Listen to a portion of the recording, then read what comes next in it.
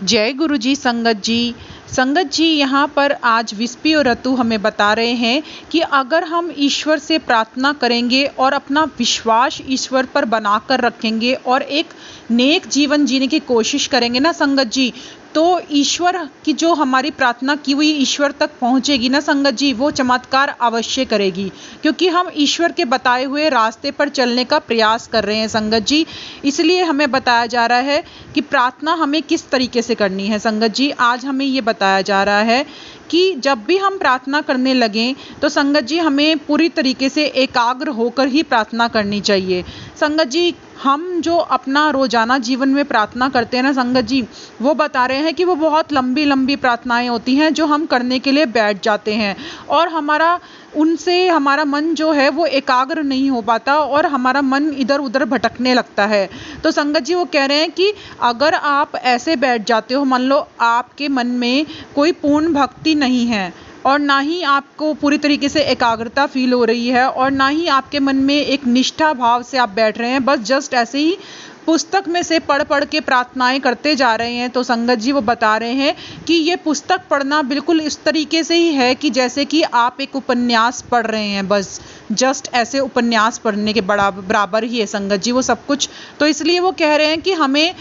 अपनी तरफ से कोशिश करनी चाहिए संगत जी कि हम एक ही स्थान पर जब भी हर रोज बैठे तो एक ही स्थान लें और वहीं पर अपनी प्रार्थना करने का प्रयास करें, क्योंकि संगत जी वो कह रहे हैं कि वो जो स्थान जहाँ पर आप बार बार प्रार्थना करने के लिए बैठते हैं ना संगत जी, वो स्थान ऊर्जा वाला स्थान हो जाता है, मतलब उसके अंदर बहुत ज़्यादा वाइब्रेशन का निर्माण हो जाता है संगत जी, और वो बहुत ज़्यादा शक्तिशाली स्थान बनने लगता है। इसलिए आप जब भी उस स्थान पर बैठेंगे तो आपको ऑटोमेटिकली वाइब्रेशंस फील होंगी और एक शक्ति फील होगी संगत जी, और इसलिए आपको जो प्रार्थना है उसको करने में बहुत अच्छा महसूस होगा और आपको जो ध्यान है वो बहुत अच्छे तरीके से आपका लगेगा, आपको अच्छे से मदद मिलेगी, क्योंकि जो वाइब्रेशंस है वो ऑलरेडी उस पूरे स्थान में फैल चुकी होती है।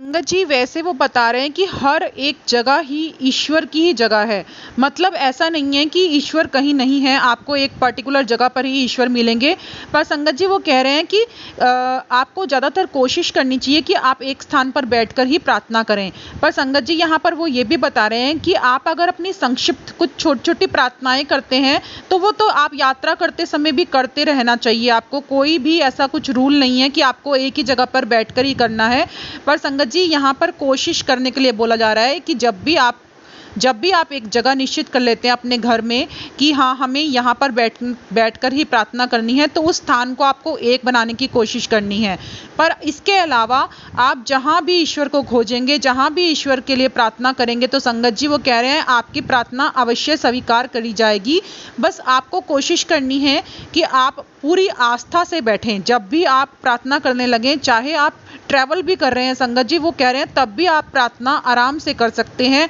बस आपकी आस्था उस तरफ होनी चाहिए, पूरा विश्वास होना चाहिए और आपका ध्यान होना चाहिए, सबसे बड़ा आपका ध्यान ईश्वर की तरफ लगा हुआ होना चाहिए। संगत जी वो ये भी बता रहे हैं कि प्रार्थना में तो इतनी शक्ति है कि अगर आप सड़क से एक पत्थर भी उठा लेते हैं, उसे भी अच्छे से धोते हैं और अपने सामने मेज पर रखकर उसकी पूजा भी करते हैं संगत जी, तो वो कह रहे हैं कि उस पत्थर में भी वो वाइब्रेशंस का निर्माण हो जाता है और वो आपको फल देने लगता है, क्योंकि वो जो वाइब्रेशंस है वो पत्थर के अंदर भी आ जाती है और आपकी प्रार्थनाएं स्वीकार की जाती हैं, तो वो आपको फील होती हैं कि वो वाइब्रेशंस आप तक पहुंच रही हैं और आपको मानसिक शांति और आत्मा की शुद्धता आपको फील होती है संगत जी उस टाइम पर।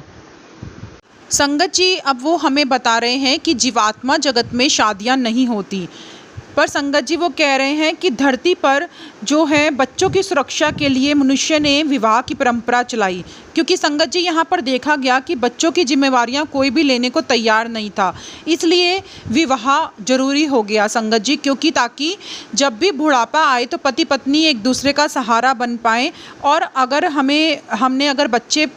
को जन्म दिया है तो उसकी जिम्मेवारी दोनों के दोनों पति पत्नी दोनों की होनी चाहिए, ताकि मिलकर वो इस जिम्मेवारी को संगत जी निभाएं। इसलिए धरती पर किसी ज्ञानी पुरुष ने विवाह की परंपरा चलाई। संगत जी वो कह रहे हैं कि दो लोगों के लिए आपस में मिलजुल कर रहना, एक दूसरे के लिए मदद के लिए हमेशा तैयार रहना, और एक बच्चों के लिए हेल्प के लिए, बच्चों को शिक्षित करने के लिए दोनों मिलजुल कर कोशिश करना, एक समझदारी की बात बता रहे हैं संगत जी वो, कि ये एक समझदारी है कि आप एक दूसरे की हेल्प के लिए हमेशा तैयार रहें। इसलिए पति पत्नी को हमेशा मिलजुल कर आपस में सामंजस्य बनाकर ही रहना चाहिए संगत जी।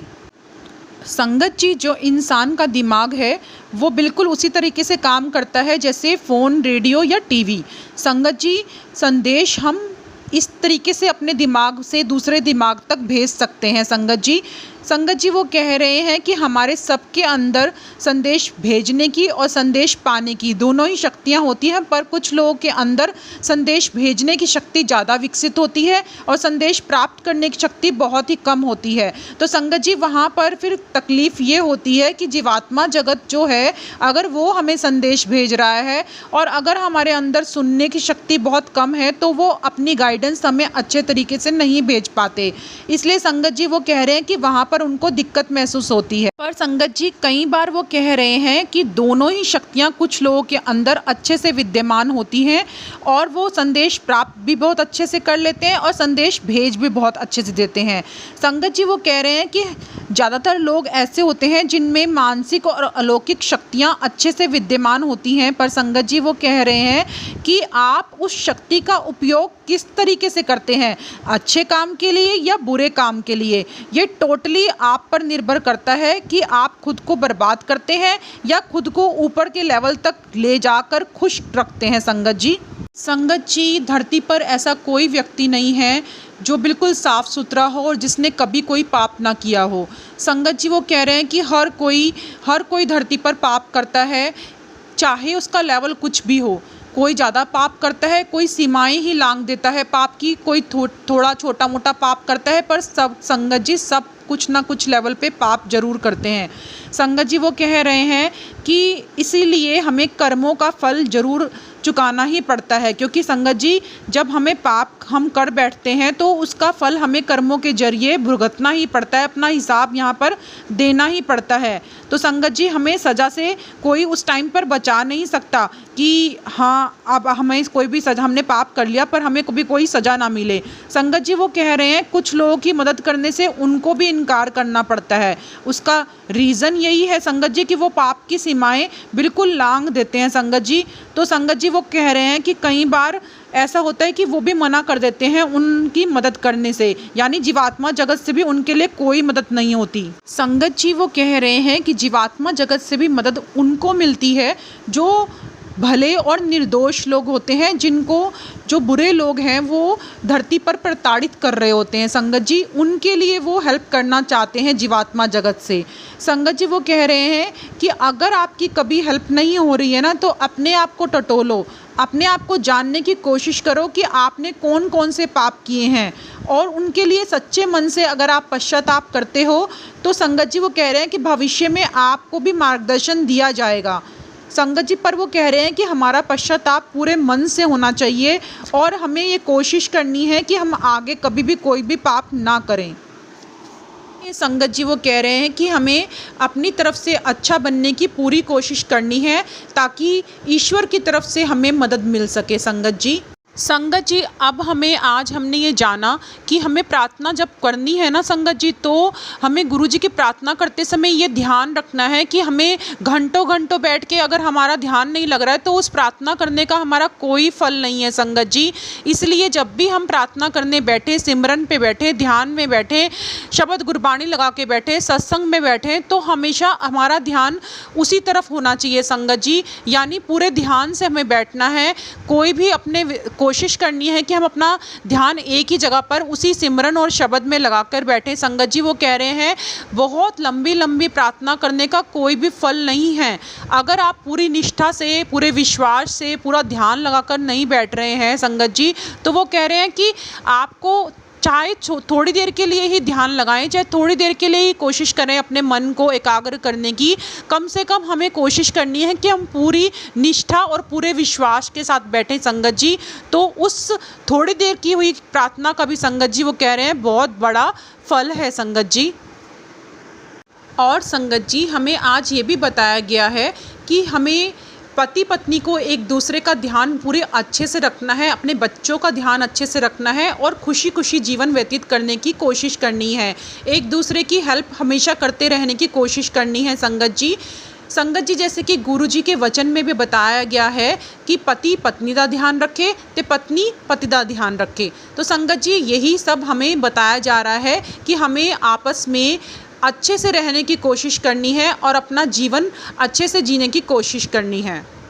संगत जी यहाँ पर आज हमने एक और भी बात जानी है संगत जी कि अगर हम पूरी तरीके से मेडिटेशन में बैठते हैं ना संगत जी, थोड़ी देर के लिए भी ध्यान लगाकर अच्छे से बैठते हैं संगत जी, तो हमें वहाँ से जीवात्मा जगत से गाइडेंस मिलती है और जो संदेश हमें मिलता है वो अच्छे से हम प्राप्त कर सकते हैं संगत जी। क्योंकि हम अपनी वो वाली पावर भी विकसित कर सकते हैं संगत जी, जो मेडिटेशन के थ्रू हम ये पावर मतलब अपने अंदर जगा सकते हैं संगत जी, कि हम संदेश सिर्फ भेजने का काम ही ना करें बल्कि संदेश हमें जो मिल रहे हैं उनको हम रिसीव भी करें संगत जी। उसके लिए सिर्फ संगत जी हमें बताया जा रहा है कि हमें ध्यान पूरी अच्छे तरीके से लगा कर बैठना है ताकि हम अपनी ये वाली शक्ति भी विकसित कर सकें और जो भी हमें गाइडेंस मिल रही है उसे हम प्राप्त कर सकें संगत जी।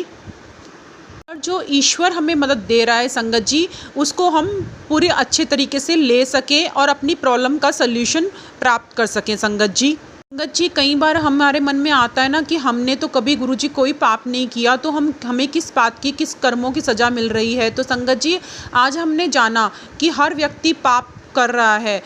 तो संगत जी हमने जो भी हमारे कर्म फल हैं संगत जी हम उसी को भुगतने के लिए धरती पर आए हैं। इसलिए हमने कभी ना कभी कहीं ना कहीं कोई ना कोई पाप तो संगत जी ज़रूर किया है जिसकी सज़ा हमें यहाँ पर मिल रही है। इसलिए हमें चाहे हमें संगत जी आज पता नहीं चल रहा है तो भी संगत जी वो बता रहे हैं कि कोई ना कोई तो हमारी ऐसे कर्म हैं जिसको हम यहाँ पर काट रहे हैं संगत जी। आज जो भी हमें सज़ा दी जा रही है संगत जी वो किसी कारण से ही दी जा रही है संगत जी। इसलिए संगत जी वो कह रहे हैं कि अगर आपको ये पता भी नहीं है ना कि आपने कौन सा पाप किया है, पर अगर आप सच्चे दिल से पश्चाताप के लिए रेडी हैं और आप एक्सेप्ट करते हैं कि ज़रूर मैंने कुछ ना कुछ किया होगा, तो संगत जी वो कह रहे हैं कि वहाँ से फिर हमें मदद ज़रूर मिलती है संगत जी। फिर हमारे गुरु को भी लगता है कि हाँ ये इन्होंने एक्सेप्ट तो किया ना कम से कम कि हाँ गुरुजी मैंने कुछ ना कुछ तो ऐसा किया होगा जिसके कारण मेरे को ये सारे कर्म ये सारी सजाएं मिल रही हैं